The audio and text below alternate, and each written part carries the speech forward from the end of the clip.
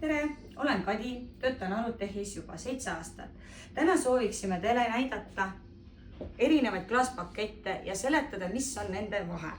Kõige tavalisem klaaspakett on meil kahekordne, kus te näete, et on 1-2 klaasi.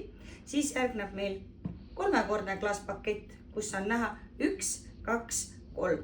Samuti nende vahe on siis see, et kahekordsete paksus on 24 mm ja siin on meil kolmekordsed 48 mm. Erinevuseks on siis veel klaasi vaheliistud. Siin te näete, on alumiiniumist, see tähendab, et on külm klaasi vaheliist.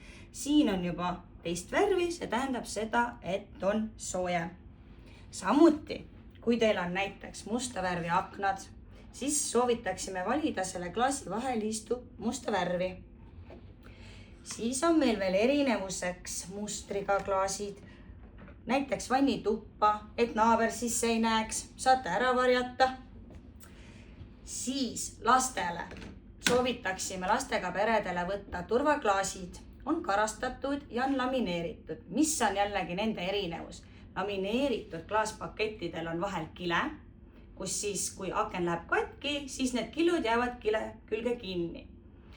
Teine variant on siis see, et need klaasikillud on pisikesed tükikesed, aga nad ei tee teil käsi katki ja on palju ohutumad. Siis me saaksime pakkuda teile päikesekaitseklaase, erinevaid saame pakkuda teile päikesekaitseklaase, kus on siis aknakonfitsient 1,0 ja on ka tugevamad päikesekaitseklaasid, SN-klaasid. Külastage meie esindust üle Eesti, käige meie kodulehel www.aruteh.ee.